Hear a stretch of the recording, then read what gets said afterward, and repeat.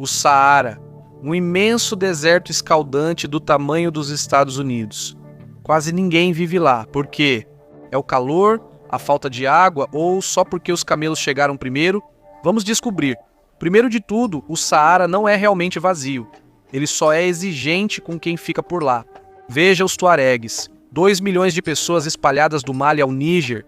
Esse povo está por aqui desde antes de Atenas sequer sonhar com o Partenon. Alguns historiadores acreditam que eles podem ser parentes distantes dos antigos egípcios, ou seja, já eram influenciadores do deserto antes do Instagram. Eles se chamam de homens livres e falam sério. Eles lutaram contra qualquer um que sequer olhasse em sua direção. Roma, os franceses, até mesmo o clima. E isso não é pouca coisa quando o seu quintal chega a 50 graus Celsius. Depois há os sarauís, cerca de 650 mil deles. Pense neles como uma fusão do deserto, conquistadores árabes misturados com os berberes locais, tudo temperado por séculos de vento, areia e teimosia. Essas pessoas olharam para a duna sem fim e disseram: parece bom. Então, há pessoas por lá. Basta olhar para este mapa. Mas do espaço, o Saara parece vazio. Como se tivessem deletado metade de um continente. Só tribos nômades têm coragem de ficar aqui. Suas casas, tendas tradicionais feitas de tecido e pelo de animal. Seus rebanhos fornecem comida e bebida. E o meio de transporte? Caravanas de camelos, confiáveis no calor escaldante do deserto e essenciais para encontrar fontes de água. Mas falaremos mais sobre eles depois. Vamos dar uma olhada mais ampla no Saara. A única faixa verde está aqui, o Vale do Nilo. É a carta na manga do Egito. Inundações previsíveis, terras agrícolas sem fim e uma história mais longa do que a lista de sinais de alerta do seu ex. Indo para o oeste, a Líbia tentou superar a natureza com o grande rio artificial. Era um canudo subterrâneo de 25 bilhões de dólares sugando água de aquíferos antigos. Além disso, é o grande vazio bege. Entre o Nilo e o Sahel, a densidade populacional cai. Em uma área de 3,6 milhões de milhas quadradas, apenas 2,5 milhões de pessoas vivem aqui. O restante, o maior painel solar do mundo sem a eletricidade. Mas há algo peculiar nessa zona morta. Em 332 a.C., Alexandre, o Grande, marchou para o Egito e foi coroado faraó. Mas conquistar o mundo conhecido não era suficiente. Ele decidiu dar um passeio pelo Saara, seu destino, o oásis de Siuá, escondido nas profundezas da depressão de Catara. Um lugar tão baixo que é praticamente o umbigo da terra, 19 metros abaixo do nível do mar. 200 nascentes brotam através do calcário e argila porosos, desafiando silenciosamente as leis que dizem que este lugar não deveria existir. Alexandre foi declarado filho do deus Amon. É isso mesmo. O deserto olhou para esse macedônio suado e o chamou de Zeus Júnior. Você pensaria que ele se aposentaria depois disso, mas não. O homem simplesmente continuou andando. Hoje, cerca de 25 mil pessoas ainda vivem em Siuá, preservando tradições antigas em meio a dunas moldadas como pirâmides desenhadas por Salvador Dalí. Mas Siuá é apenas um oásis na rede secreta de bolsões de água do Saara. O maior deles, Tafilote, fica no sul do Marrocos. É o campeão dos oásis, com quase 30 mil milhas quadradas de palmeirais espalhados entre falésias de areia dourada como ouro derretido. É menos um deserto inóspito e mais uma área VIP para tâmaras e burros. Basta olhar um mapa populacional para perceber. Até um cacto entenderia a conta. Água é igual à vida. Sem água, sem festa. E em todo o resto, parece um cosplay de Marte.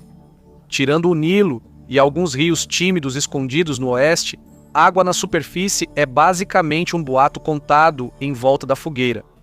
Mas há 7.000 anos, o Saara era totalmente verde, um clima tropical de verdade. Hipopótamos, gado, pessoas se divertindo como se fosse um resort de praia da Idade do Bronze. A arte rupestre antiga prova isso. Os selfies de férias mais antigos do mundo. Depois veio o grande abandono. As chuvas foram embora, os rios desapareceram e o Saara ficou totalmente minimalista. Tudo isso faz parte de um ciclo climático de 240 mil anos que oscila entre o paraíso e boa sorte para sobreviver depois do meio-dia.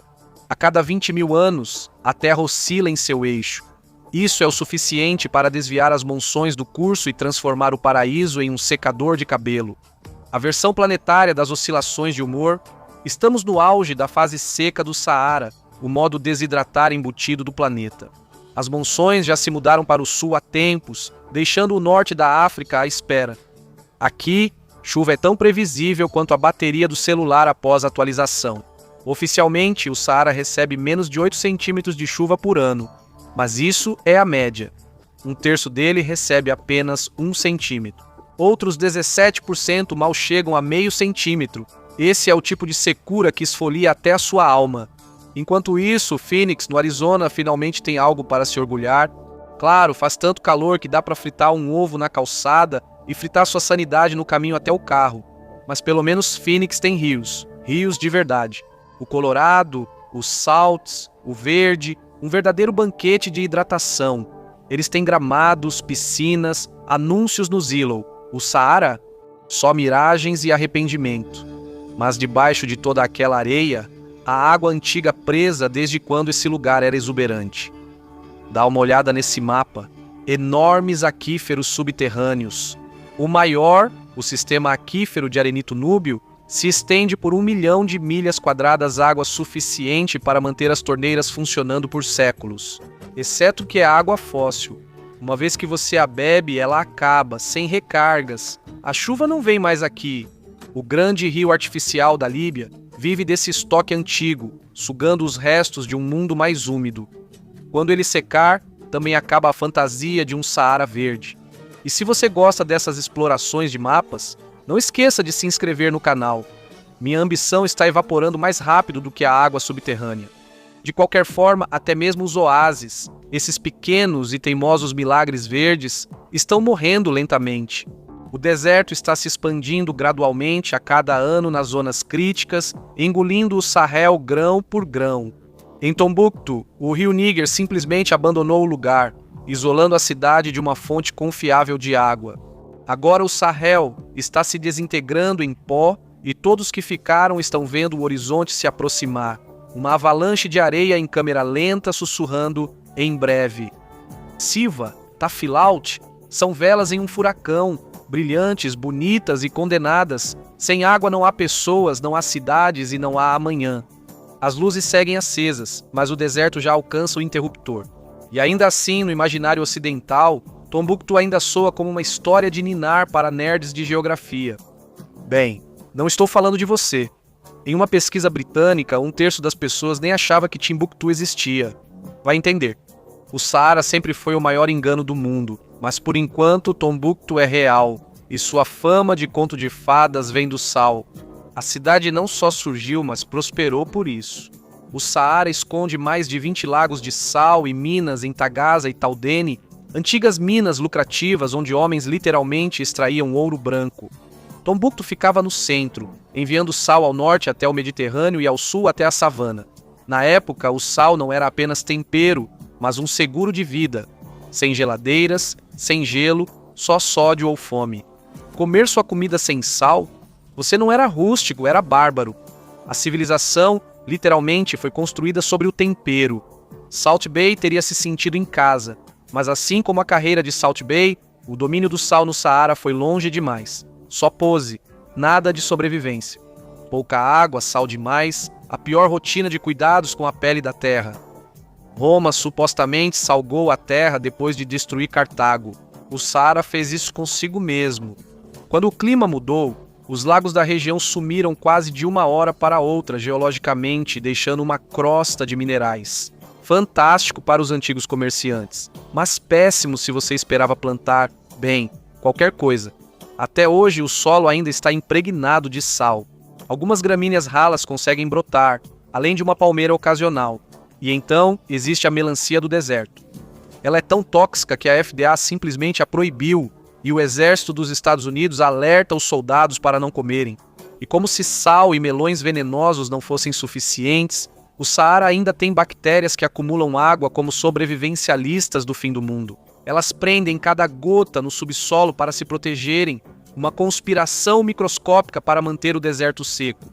A vida existe aqui, claro, mas é o tipo de vida que garante que nada mais exista. Se você remover as dunas, vai descobrir o que realmente está por baixo. Yermossolos, o solo favorito do deserto. Eles são o tipo de solo mais comum aqui e têm uma característica única. Excêntricos, diferentes dos outros solos, eles são finos, magros como influenciadores. Debaixo dessa camada quase inexistente, cascalho e pedrinhas. Parece que a terra desistiu de formar a camada superficial. Se quer cultivar aqui, esqueça. Nada cresce em cascalho. O melhor que você vai conseguir é uma melancia tóxica e uma queimadura de sol. E mesmo que, de alguma forma, você conseguisse cultivar algo, ainda teria que lidar com as estações do ano. Exceto que o Saara não liga para essa coisa de primavera, verão e outono. As estações dele são apenas níveis de caos, desde uma esfoliação suave até um jato de areia ajustado para aniquilar. Na África Ocidental, de dezembro a abril, você tem o Harmattan. Os locais o chamam de vento doutor, provavelmente porque mantém os médicos ocupados. É seco e um pouco mais fresco, mas também traz prêmios extras como parasitas e micróbios que causam tuberculose. A umidade cai para menos de 5%, o que é ótimo se você for carne seca, mas nem tanto se você for humano. Enquanto isso, no leste da África e no Levante, recebem o Khamsin, o secador de cabelo do Saara. 50 dias de vento de março a maio, soprando a até 140 km por hora, o mercúrio passa dos 40 graus Celsius. Isso não é clima. É a forma da natureza mostrar que você não deveria morar aqui. Esses ventos não só derretem pessoas, mas também acabam com a sobremesa. Os preços do chocolate disparam toda vez que o Harmattan fica violento. A temporada de 2025 foi a mais seca em 6 anos. Os produtores de cacau em Gana e na Costa do Marfim viram suas plantações secarem como um escocês no Saara. O resultado foi a menor colheita de cacau em 21 anos. Então, quando você gastar $12 em uma caixa de chocolates para o Dia dos Namorados, lembre-se de que isso não é inflação, é o Saara soprando poeira quente no seu romance. Anualmente, os ventos do Saara não só queimam as plantações, mas também as enterram vivas, como verdadeiros chefes da máfia. As plantas não fazem fotossíntese sob a lixa da natureza e o vento ainda erode o solo. Não surpreende que o povo do deserto tenha desistido da agricultura para negociar sal, ouro e marfim. Você também faria isso se seus campos fossem levados pelo vento para outro fuso horário. Mas o vento não para nas plantações. Ele é o arqui-inimigo da civilização. A areia aqui não só machuca, ela conspira. Ela corrói a pele, destrói prédios e devora linhas de energia. Motores engasgam, filtros entopem e as máquinas parecem estar gargarejando cascalho. A infraestrutura não envelhece aqui, ela se desgasta. A rodovia Trans-Saara, o projeto de construção mais longo do mundo, começou nos anos 1970 e ainda não está concluído. Algumas partes ainda não são asfaltadas. O custo até agora? $175 milhões só no Níger, a estrada de terra mais cara do mundo. E ainda assim, sob toda essa poeira, existe um tesouro. O antigo passado verde do Saara deixou mais do que fósseis de hipopótamos. Deixou uma fortuna enterrada. Petróleo, gás, urânio, fosfato. Só a Argélia possui 2% do gás natural do mundo. Egito e Líbia têm mais trilhões de pés cúbicos de gás natural. O estoque de urânio da Argélia, cerca de 26 mil toneladas, os fosfatos do Marrocos, o suficiente para alimentar metade do planeta literalmente através de fertilizantes. O Saara não é estéril. É como se estivesse acumulando tudo, como se soubesse de algo que nós não sabemos. Então, por que não é rico? Simples. Você não pode cavar sem água. Perfuração de petróleo, refino de urânio, extração de gás, todos precisam disso. E aqui, água não é um recurso. É uma experiência religiosa. Usar isso para extrair energia seria como drenar seu último oásis para carregar seu iPhone. Tente vender essa ideia para alguém cuja aldeia acabou de desaparecer sob uma duna migratória. Mesmo se a indústria decolar, consumirá o que restar da terra. Bombear, perfurar, minerar, tudo só são formas diferentes de dar uma marretada em um solo que já está na UTI. Isso envenenou os poucos bolsões de água que ainda restavam. Vamos ser honestos, o Saara não precisa de ajuda para ficar mais seco, mas continuamos aparecendo com paz mesmo assim. Depois vem as bagunças causadas pelo homem. O que você pensa ao ouvir Líbia? Bem, As coisas não estão tão caóticas como nas guerras civis dos anos 2010, mas chamar isso de estável é ver o copo meio cheio. O governo de unidade nacional apoiado pela ONU existe basicamente só no papel. As eleições prometidas para 2021 ainda são uma miragem. Milícias rivais continuam rondando como abutres em um buffet livre de más decisões. É tão frágil que o eco sombrio da história voltou. O tráfico transaariano de escravos. Supostamente terminou no século passado, mas retornou pelas rotas de contrabando da Líbia, onde traficantes agora transportam pessoas e não sal. Então, claro, o deserto guarda riquezas, petróleo, gás, minerais, tráfico de pessoas.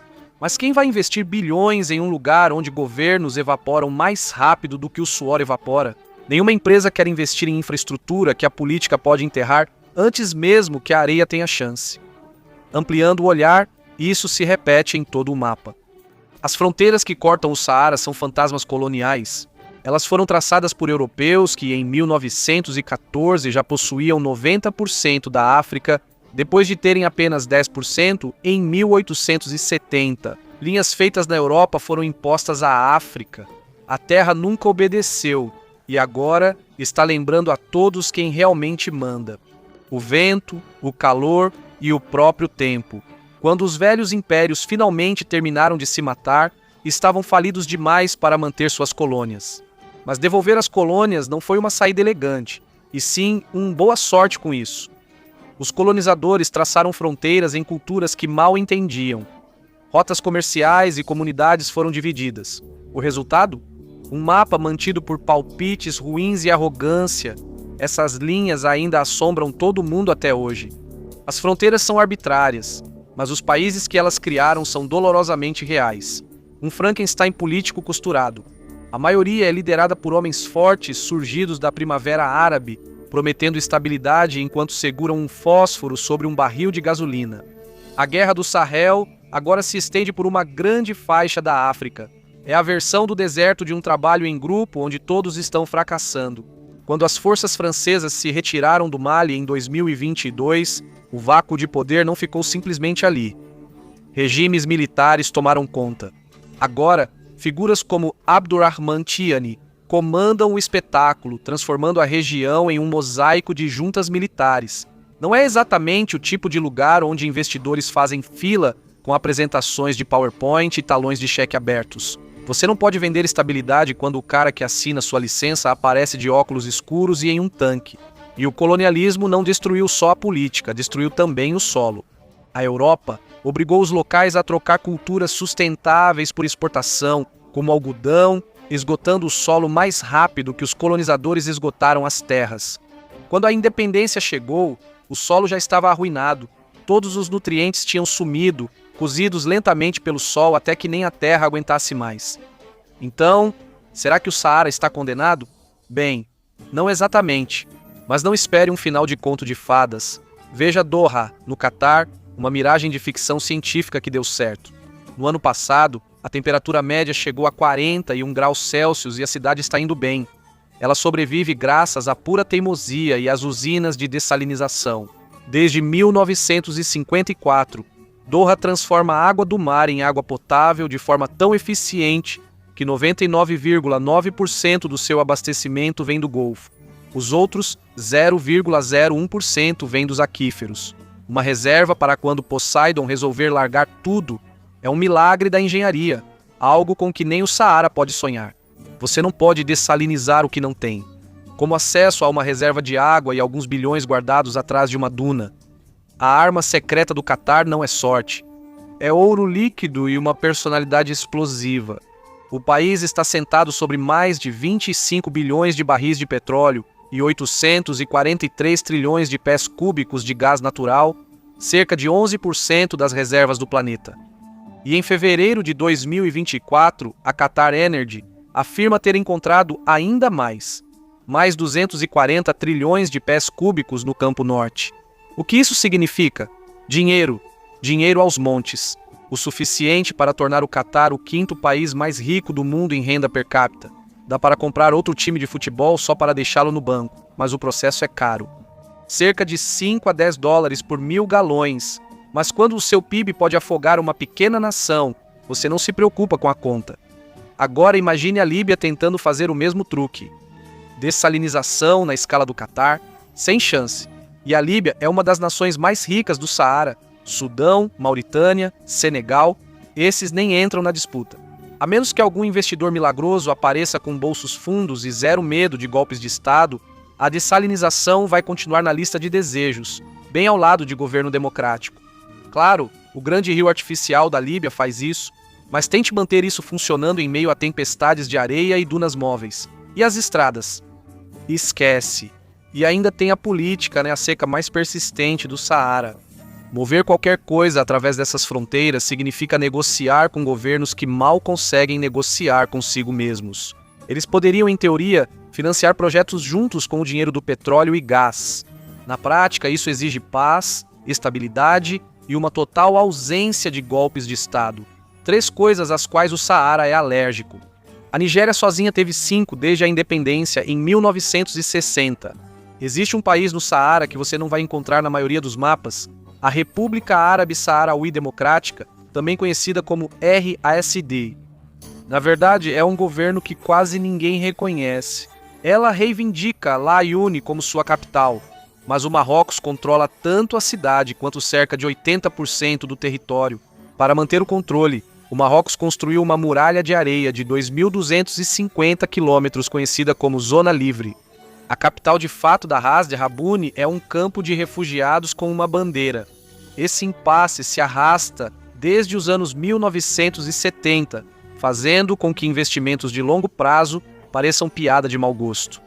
Usinas de dessalinização, rotas de navegação, por favor. Ninguém aposta bilhões em terras onde nem as fronteiras são estáveis. Então qual é a maior exportação do Saara?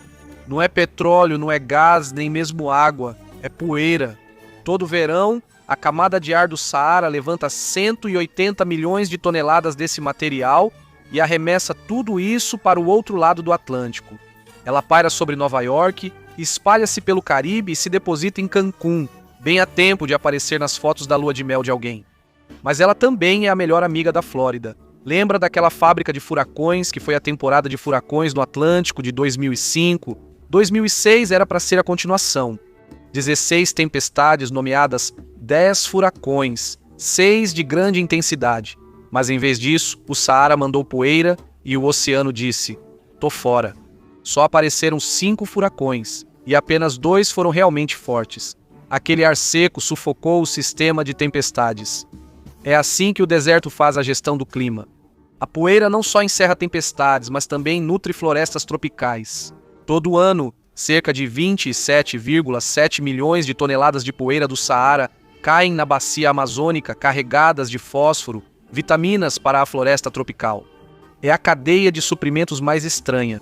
Um dos lugares mais secos do planeta mantém um dos mais úmidos vivo. O relacionamento à distância mais estranho da natureza. Daqui a 15 mil anos, quando o Saara finalmente parar de espalhar poeira pelo planeta, as coisas podem ficar complicadas.